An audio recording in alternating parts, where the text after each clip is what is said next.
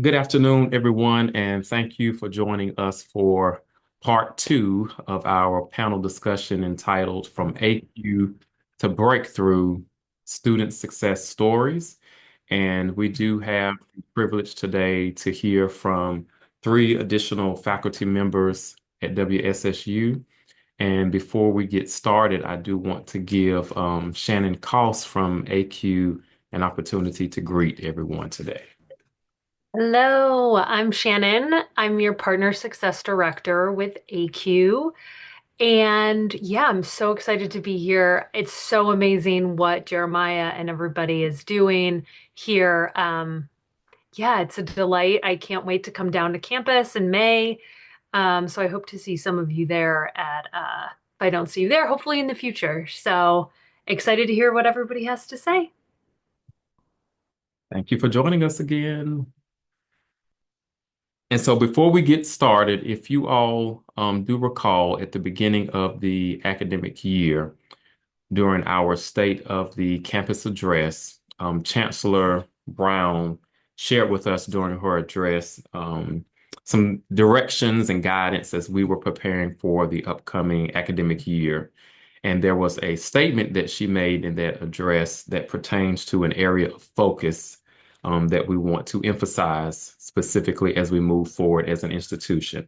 So I want you to take a moment to see if you can think of what were those two words that she shared during her address as a fill in the blank. It says blank blank is an institutional way of life.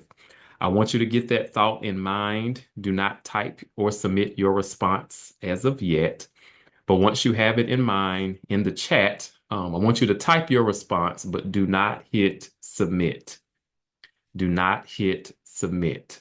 We're all going to model good instruction following. Do not hit submit, right? So once you have it in mind, I want you to type your response in the chat, and then I'm going to give you a countdown, and I want everyone to enter their response to what were those two words that she shared with us during that State of the Campus address. Okay, on the count of three. One, two, three.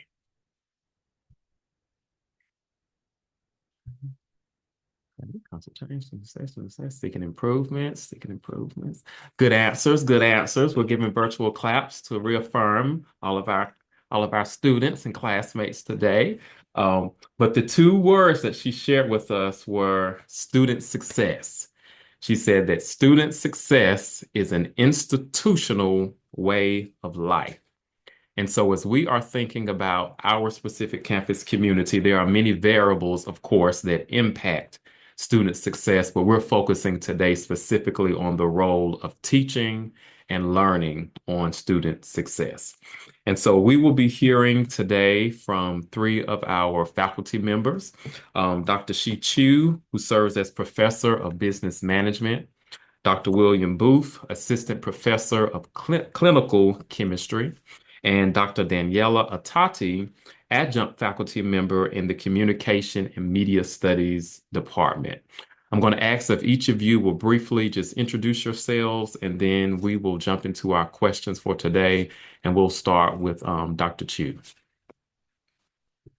Hi, everybody. My name is Shih.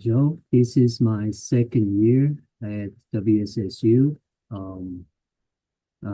I teach business management, predominantly in organizational behavior and human resource management.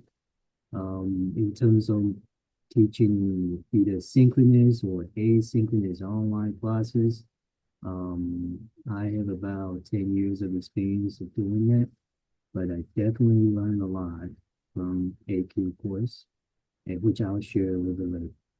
Thank you for having me here. Thank you, Dr. Booth. I'm Dr. Booth. I am in the medical laboratory science department. I'm a clinical chemist. We're those people that work behind the scenes to give you all your lab results when you get your blood drawn. Yeah, when when COVID hit, that forced everybody into the virtual space as it relates to teaching and instruction and learning. But we really didn't know what we were doing at that time. It was just we were just kind of making it work. So it was really helpful to be in a class like this in order to uh, just kind of take it, refine our approaches to teaching in the online space and bring reality to the fact that it's not like being in the classroom. Um, so, but yeah, nice meeting everybody. Dr. Ottati. Good afternoon. I am Dr. Daniela Ottati, an adjunct professor for communication and media studies. I teach fully online courses. All of those are asynchronous, and it is something that I enjoy doing. And obviously, I always keep incorporating new strategies and best practices. So doing the courses has been great to keep improving. So thank you for the invitation and for joining us. Thank you, everyone. We're going to begin. We're going to go in the same order in which you introduce yourselves. And so the first question for today is, what motivated you to pursue ACUE's professional development training, and how has it influenced your teaching philosophy? So last year, I remember I participated in the micro-credential AQ course. So in May of 2024, I attended the ceremony. At that point in time, I didn't really know what AQ is all about, even though being in the profession for a while. So I thought I did something very great. Not that I didn't do anything good, but I thought it's a significant achievement. So I went to the ceremony. Turns out that there was a full course, like the one that I'm taking right now. And participants who completed the program, they received a pin, I believe, and something. I forgot what those are. So I was sitting down there acting like a second child. So I told myself I want that too. So that is why this year I participate in this program. But that's just obviously a small joke. But the reason why I actually participate in the full length of this 25-week program is that I learned so much from the micro-credential class because before I joined this micro-credential class, I thought I was pretty capable in terms of teaching online since I've been doing that for a while. But there's some, I guess, additional teaching practices that I picked up from the micro-credential class that just made me feel like I need to learn more. So the mindset of continuous improvement teaching basically is the reason why I wanted to pursue this particular course. In terms of my teaching philosophy, one thing that I can clearly see that is all of us tried our best to develop a syllabus that is highly organized and structured, right? So, because that's the first step, first thing we show to our students. And again, I thought that my syllabus is pretty structured, pretty organized, until I learned, again, different mechanisms from the ACUE course. So I started making some changes, not during the semester, but for the future semesters. Once we have the syllabus posted, I tend to stick to that. So that's one of the I guess influence that ACUE this particular training kind of like have on me in terms of the teaching philosophy, because one of the points that I mentioned in my teaching philosophy is developing students' organizational skills. So to be able to develop their organizational skills, I need to provide role modeling. And one of the best ways to teaching is having a clear, organized syllabus. So that is how it impacted my teaching philosophy. Thank you. So my motivation for taking this class was I'm a researcher at heart, right? So in most situations, it's always hypothesis, revise it. Doesn't go the way that you want. Revise the hypothesis and go back at it and do it all over again. That was how I'm sorry, but I was traumatized during the period where we all went virtual during the COVID epidemic. Like it was just nothing was going right, and I was like, I can do this better. I can do this better, but I just didn't know how. Like, and I needed, and this course provided me tools to be able to improve my approach. I mean, since that COVID period, or since that period that we were all virtual, I had created multiple classes and I teach chemistry, so that's another thing too. I always want to keep students engaged. But I had multiple classes where I taught taught chemistry and biochemistry online. I just wanted to make sure that I had a I wanted my students to grasp as much information as possible. And that's usually my challenge. So every year I'm trying to revise my approach in order to get better. And taking this course was my opportunity to revise my approach. My influence on my teaching philosophy. One aspect of my teaching philosophy is always I want to make sure that I'm always learning. So I always want to make sure that my approach is always current because our students are evolving. I need to evolve with them. So that's another reason as well. Thank you.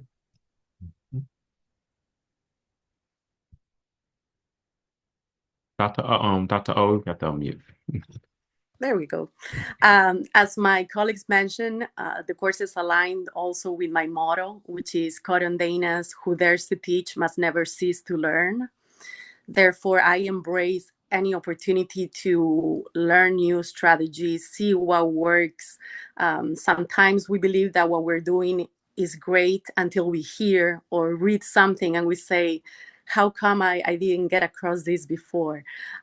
So that's something that I really enjoy about the courses, that there's this lifelong learning mentality behind them. And in addition, they go beyond the theory.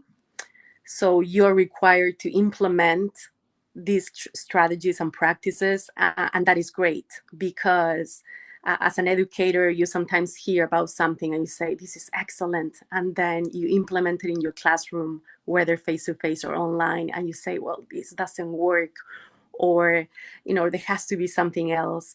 And it's not until you actually implement it that you are able to know if it's right for your particular course, for your particular subject. So I really appreciated that, the fact that it went beyond the theory and it allowed you to implement the strategy to see if it was proper for your special context.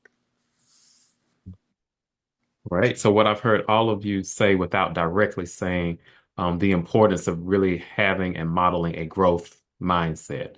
So as educators, as we're thinking about impacting our students, ensuring that they are successful in our courses, that they are well equipped to enter their various professions, that it really begins with those who are facilitating the course having a mindset to embrace change and adapt, and then preparing our students to do so as they're engaging with our content. So thank you.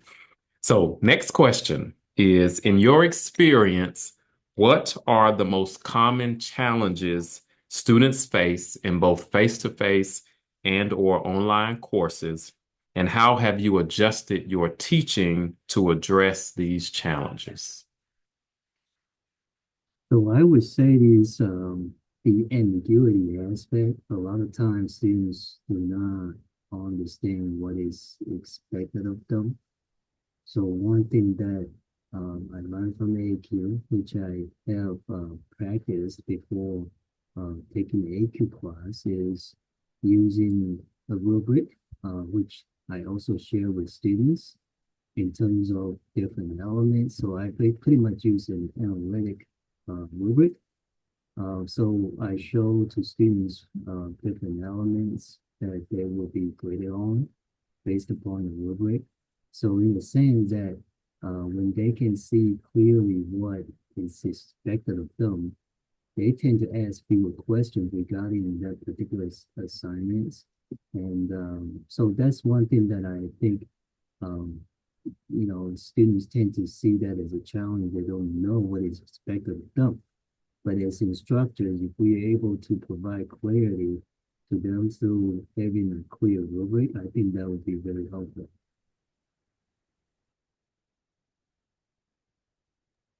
I think for me, particularly with teaching chemistry, students come into the course with anxiety. I don't know chemistry. I can't do this. I can't do that. Oftentimes when it comes to, anxiety, I would say is my first initial challenge. That's one major aspect that I always have to overcome. So when it comes to it, I talk about we talked about this in one of the classes about the students having or the students having the assumption that intelligence isn't something that or is something that people already have, or it's something that you can't. It's either you have it or you don't. And what I have to help students realize is the fact that everything comes through practice. So one thing that I often will do when it comes to teaching, particularly chemistry courses or biochemistry related courses, is I give them the opportunity to get stuff wrong. And there, whether it be an assignment that has very low weight. I like to give students the opportunity to make their mistakes because so they don't have so much anxiety when it comes to exam time. And then, as they were able to make their mistakes, they'll adjust, and then they can, and then by the time a true assessment, or what do you call them, summative assessment comes, they are better prepared and more confident. So yeah, anxiety is one, and let's see, how do you adjust to these challenges? Yeah, just trying to lower that barrier of making students anxious. So one of the challenges is missed assignments. So students will not submit an assignment, and I have changed this over the semesters to find something that works for the students. And most recently, what I have done, which is something that I learned from a colleague, is called no questions asked, make a policy. So that means that the student doesn't have to explain what happened, if they forgot, if they had an emergency, technical issue. They don't have to explain. They simply have 3 days after the deadline. So we usually have the Sunday evening deadline. So they have until Wednesday evening to submit their work with no penalty at all. And by doing that, I realized that the number of emails that I would receive on Monday morning with students being, and we can relate back to anxiety, right? Being anxious about, I missed the assignments, and they would explain in detail what happened and be waiting anxiously for a response to see if they could make it up or what would the deduction be. Now that I have this system in place, not only they are submitting the work and I have a smaller amount of missed assignments, but we don't have those emails where the students have to explain or have to ask for an opportunity. So this has been great. They know the makeup policies there. I remind them. So when they do miss the assignment on Canvas, I go to the submission page. I use the assignment comment feature a lot. So I put a reminder there telling them that they have an opportunity to make it up. So a friendly reminder goes there. And that has been a small change, but is part of providing that supportive environment. The students sometimes are working, are taking more classes than maybe they should be taking.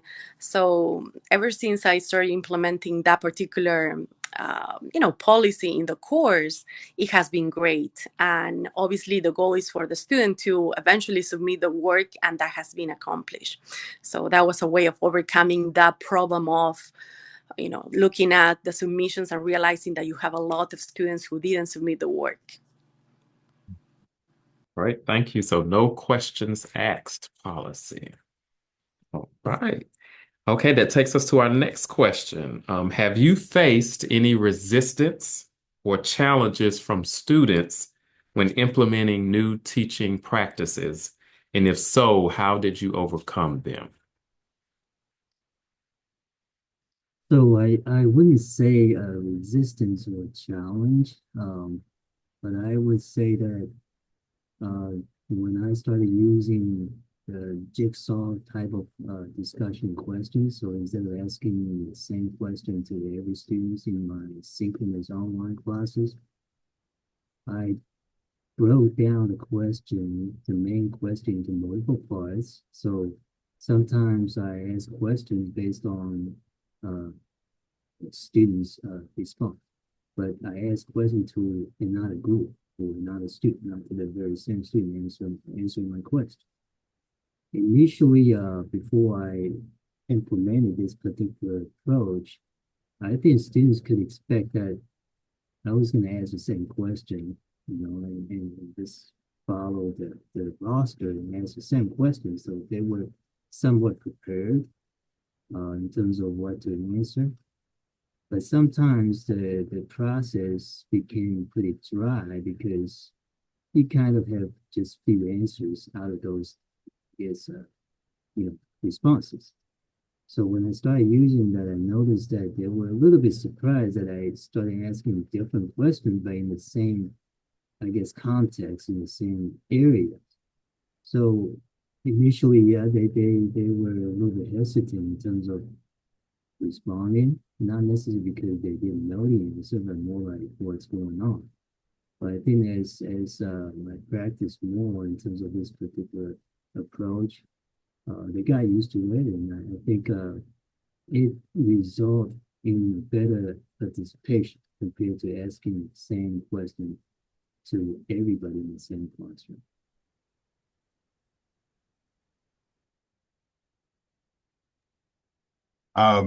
So yeah, I face resistance all the time. But oftentimes it's usually the approach.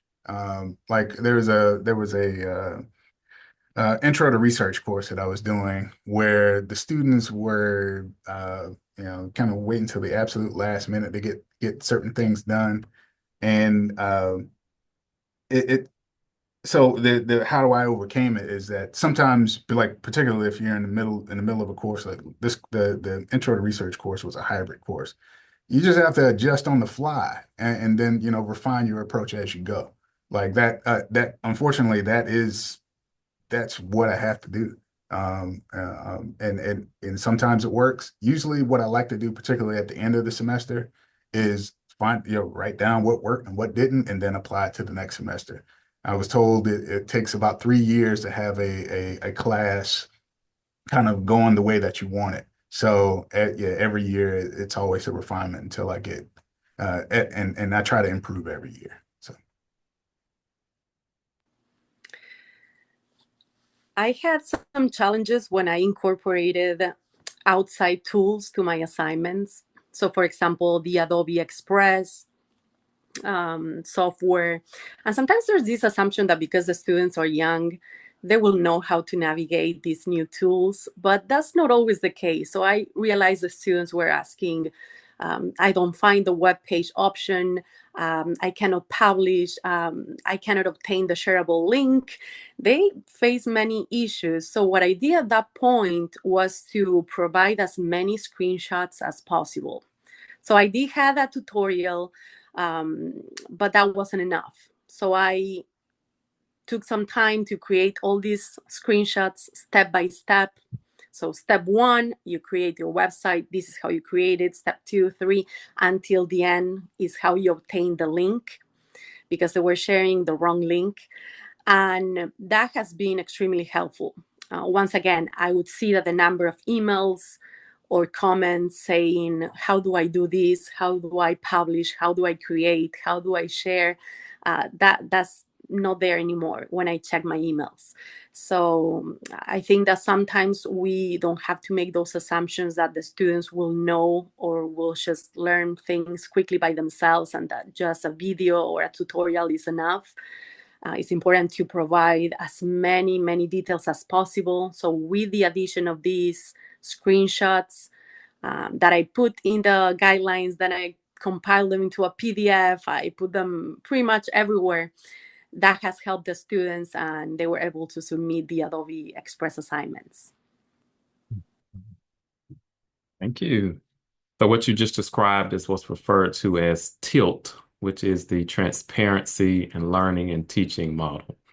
And so we want to be as transparent and explicit as possible in our instructions, which is also an essential element in supporting student success. So thank you.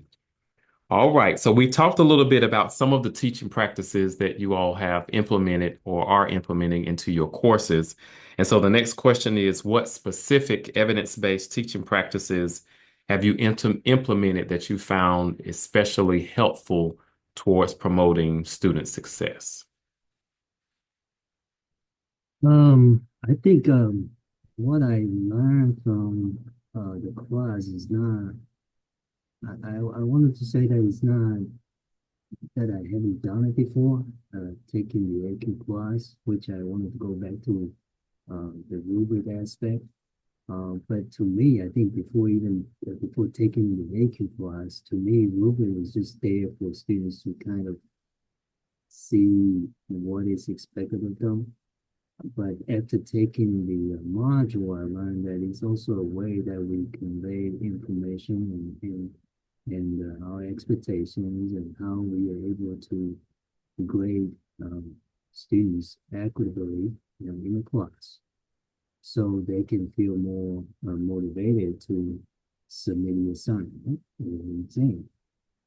So I would say that when I finish up that particular module, I look at my rubric again, and obviously I picked up some I would say areas for improvement. So, for instance, before I took the class, I never really think really hard on the connection between the rubric elements and learning objectives. Right? So, what do we want them to learn? And if we want them to learn this, then what do we want them to include in the project? Therefore, we can assess how well they perform. So I would say that to me, I don't know if this is more about student success story, but it is for me. I learned quite a lot regarding how do I improve the way that I assess students' performance using an equitable rubric so that students can have better expectation of what is what a good project, what is a good project look like. So that is an example I want to share.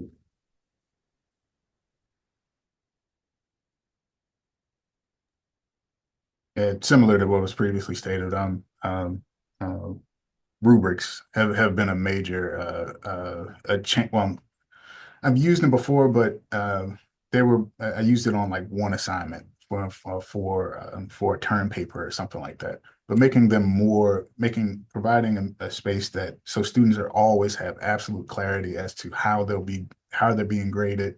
Also providing examples for students to, and particularly examples like Dr. O had already alluded to, where examples of work that is acceptable. That's another thing I do.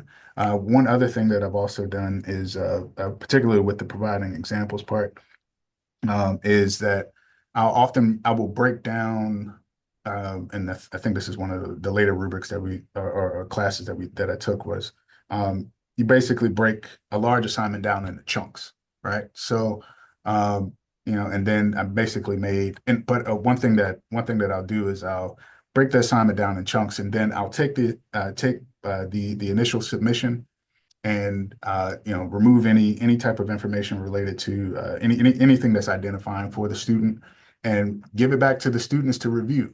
And then they'll put comments on it as well, and they'll provide and then if there's anything that students may be naive about certain things, I'll add into it as relates to a discussion in a discussion board or discussion format or something like that. Like that, I found that to be really helpful.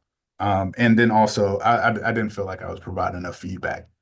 So, I would, they would get a grade, and if they had, I would always assume that if they didn't like the grade, I'll hear from them. But some of them will just take the loss and keep it moving, and that's not really what I wanted to happen. So, if I'm providing feedback, oftentimes I actually saw better adjustments when I told them, hey, this is good. Hey, this wasn't as good. If you did this, this would be better. Like I actually started seeing improvements in student work. So, but yeah, that's me. One strategy that I found beneficial was to incorporate reflections. especially in online settings where the students sometimes access the assignments from the homepage, the dashboard, and all the courses become one giant course. So they simply complete the assignments without realizing where the assignment is coming from, who was the professor behind the assignment. So I really like to integrate the reflections so they can go back to the assignments, think about the most challenging ones, their favorite ones, some that they would like to see again in the future and do again in the future, because it allows them that opportunity of sitting down and understanding that journey they went through, which sometimes in that chaotic online world, it doesn't happen. So listening to the students at the end of the semester, and this can be done, midway through the semester as well, is very beneficial to understand what they accomplished, what they enjoyed about the course, and for them to situate themselves. Because I don't know if it has happened to some of you, but sometimes they may send you a message about a different class, and then they immediately send another one saying, oh, no, I sent it to the wrong professor, this is a different class. So their online world sometimes is so interconnected, but not in a beneficial way, that doing these reflections makes them stop for a second and say, okay, I'm in this class with this professor, let me look at what I have done. And something else that I really think that is extremely beneficial is having that strong online presence. And this has gotten so much better since the time I took online courses, where I would simply see a grade without anything else attached to it. So the way that in which we can provide feedback, right? I use the assignment comment feature a lot. So I like to write, I like to send messages, providing feedback. If everything is great, to acknowledge that to the student that they did an excellent job. If there's something missing, sometimes in Canvas, there's no audio, or some upload wasn't successful. There's an assignment that has two parts and they only did one. So I use it a lot. And that's very important, so the student sees that there's someone else on the other side. That they not only see your welcome video, your announcements, your picture, but they know that you're right there, and you have that interaction. And I have had a great response, which sometimes when we use the official email or even the Canvas email, you may not get that response, but I have that immediate response. The students see it like a chat. So sometimes we're in real time sending those messages. But it's important to always think about the behind the scenes of Canvas. So I asked the students at the beginning of the semester to enable notifications for the assignment comments and for the emails that come from Canvas. That way they do see them. So it's always important to remind them of that at the beginning. Otherwise, you're sending these great messages or reminders and they don't get to see them. So having that strong online presence as a professor and implementing and adding reflective assignments, that has been beneficial to me. Thank you. Okay, our next to last question is, can each of you share an example of a student success story where you saw a significant breakthrough in learning as a direct result of an evidence-based teaching practice that you implemented in your course, whether that's face-to-face and or online? Yeah, this is a hard question. Especially when the question involves significant breakthrough. I don't know whether it's significant, but one thing I learned from ACUE is that oftentimes when you're walking across, whether or not it's synchronous, asynchronous, or in person, students, they tend to have an implicit assumption that we never had any kind of struggle during the learning process, right?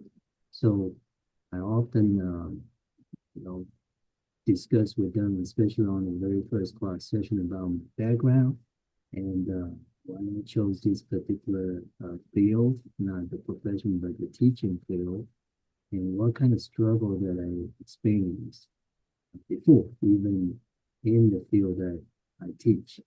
So I think by doing so, they were able to better connect with me, not in a way that I am no longer superior to them, that I'm part of this group. So, in a sense, it also creates a sense of belonging, right? That they're here, we're all here to learn.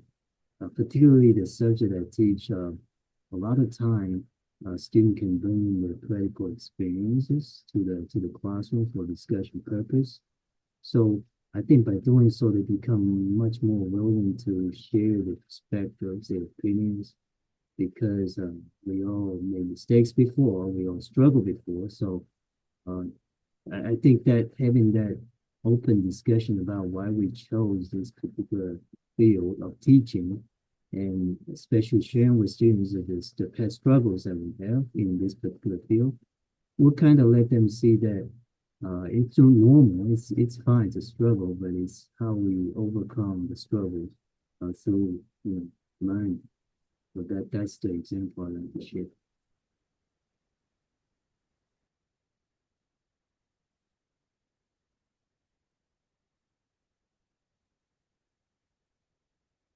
Go ahead, Dr. Luke.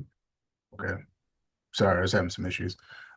So my success story was particularly with the student that was in this hybrid intro to research course where they recognize they only for some reason they only recognized that at the end there was this big term paper that was due. And all I got was just stress. I can't do it. This is too much. How am I supposed to do this? How am I supposed to do that?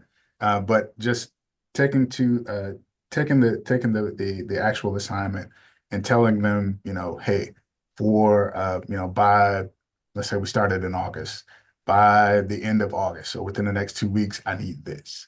And then we'll talk about it, talk about it as a class. And then, by the second week of September, I need this and what you had originally. But it allowed them to take this uh, project that seemed overwhelming, and they were able to complete it and completed it pretty well. Did a pretty good job on it overall. And that wasn't just one student. It was actually a couple. Yeah, that the breaking down these larger assignments into smaller chunks. That has been a helpful approach. Going back to creating a supportive online environment and a caring environment, I can recall many instances where students at the beginning of the semester feel overwhelmed and ask you if they should drop the class because they are taking just too many. And then you give them an answer. Um, and then when they make the decision to stay, and they miss a couple assignments, and you send them those messages saying, remember that you have this makeup opportunity or how you're doing. And sometimes they ask you for samples. And then you see that throughout the semester, they struggle. They always submit something those Wednesday evenings when it's the last day of that no questions asked makeup period, but they make it and they get to the end of the semester and they finish the course successfully. I think that watching those reflections at the end of the semester, where they said that at the beginning they were thinking about dropping the course because it was too much, um, and then they have that sense of accomplishment that they did it. I think that's wonderful. Because it may seem to us as well, it's just a little message or I just reply to an email. But for a student who is feeling that anxiety and is stressed about the studies, and only they can know if they can continue or not based on their responsibilities, their jobs, and their schedules, to be able to support that student and provide a supportive environment, a caring environment to motivate the student throughout the semester, and then to see that at the end they feel accomplished and they feel happy about what they did during the semester. I think that is great. And we need to always remember that important role and the difference that an email a reminder can make into the life of a student who has, a busy life like we all do. So I think it's very important to remember what it felt like to be a student, right? To remember what it felt like to send an email and not receive a response, or to submit an assignment and only see a grade being posted without any type of comment attached to that assignment. So I always think it's very important to remember that, how it felt like to be a student and what type of actions we want to take so that we are not like those professors that maybe we struggle with, and we act like those that we really admired and remember till this day. Wonderful. That's a tweetable moment. Remember what it's like to be what it was like to be a student. In closing, I would like to give each of you an opportunity to share kind of a closing thought with the group as it pertains to teaching, student success, any nugget, pearl of wisdom you would like to share with the group. I don't even know ways to share, but one thing I do wanted to point out that um, I think this class really gave me the opportunity to do some self-reflection in terms of um, my teaching style, um, the approaches that I utilize in the classroom. I think that self-reflection process is very useful for any of us because, at the end of the day, we are all educators. One part of the, I guess, our function is to make sure that, um, we can always educate our next generation who can be better than us, right? So if we wanted to educate them so that they can be better, so we need to find ways to improve ourselves as well. So that's one thing I wanted to share with as the everybody here. And I also want to give all of you, I guess, a practical example in terms of how useful ACUE is. So recently I had an opportunity to visit a colleague of mine down in Texas, Houston, Texas, basically. So I met with him and his department chair, and he and I were just talking about teaching stuff, the stuff about teaching, and all of a sudden he told me that he's also taking ACUE course. So the department chair was sitting right between us, and that department just started, complaining about how useless that ACUE is without even taking the course. They just thought that I'm the best teacher. Okay, I know how to teach, all those kind of things. So I jumped in. I didn't know the department chair at all. So I just jumped in and said, well, I've been in the profession about 14, 15 years. And I had that kind of same mentality before I took the AQ class. But I did learn a lot. So so I can tell you that, share with all of you here that I think the impact of AQ makes on faculty members, I think is widespread. So that's one thing that I'm pretty proud that I'm doing this, and hopefully there are more classes that we can take in the future so that we can continuously improve.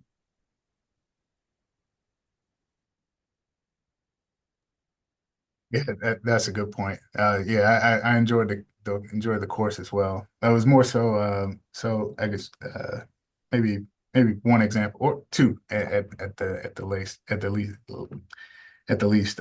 So one, there was a chemistry professor that I liked when I was in graduate school, that used jokes to get his point across, using like examples from like uh, was it like Patty Mason and old TV shows, and I'm like, man, you haven't updated these things since the '80s, man. Like it was just being in this AQ course, it really reminded me like things have changed. Like you really have to learn to adjust to be a better servant to your students.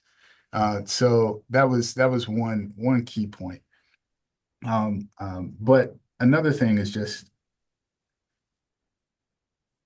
I'm fairly new in the whole teaching process, so I also have to learn. One thing that I also learned was that even some of my favorite instructors were doing things that I probably shouldn't do now. And we all have to go through. We all have to. The whole key about this whole AQ process is just learning to adjust to the times, learning to adjust to new learners, learning to adjust to new habits and things like that. Like that's we have to be able to evolve, or we're going to be left behind, and the students are not going to really care about what they're learning in the course. And I'm trying to make scientists, so like any approach that I can use to help create more scientists, like that's what I'm going to do. That's the approach I'm going to use. So yeah, just we got to stay current. I would say to encourage everyone to find the time to participate in the ACUE courses or the city workshops. It's nice to hear from colleagues. Nice to learn about new practices. Like I mentioned, I had navigated makeup policy for a long time to see what worked, and I would change it until from this colleague, I learned about this particular method, and it has been great. So whether it's from a colleague or a research-based strategy, it's always great and beneficial to us, to the students, to learn something new. I know that sometimes we may be overwhelmed with everything that we have to do, but it is important to understand the value of professional development, and to really thank everyone for your time, for joining us today. And I hope to see you in future sessions. And on that note, we do want to open the floor. If any of you have any questions for our panelists, you can unmute yourself or you can put your question in the chat.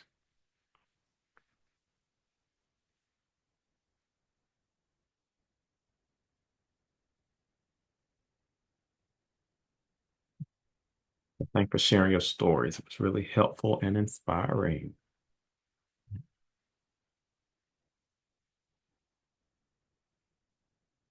So I'm trying to model what we've learned in ACUE, which is that wait time. Supposed to be waiting 5 to 7 seconds to give people time to process, think, post, or share.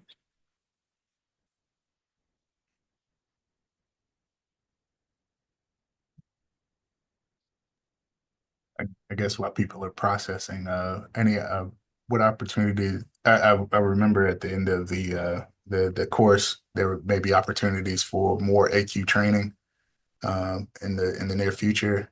You know when those will become available or Yes, we're discussing what the next academic year will look like in terms of course offerings. And so as soon as we have solidified that, we will share that with all faculty in preparation for 2025, 2026. So we're getting compliments in the chat, so it doesn't look like we have any questions. But I do want to thank each of you for joining us today. Thank you to each of our panelists for sharing your insight, your experience, and the impact that ACUE is having on you as an educator, but then also on the students in each of your courses.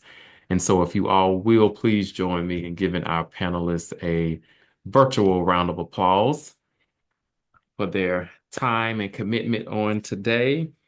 And so I will send everyone a copy of the recording once that's uploaded to our YouTube channel. So you'll get an email from me shortly.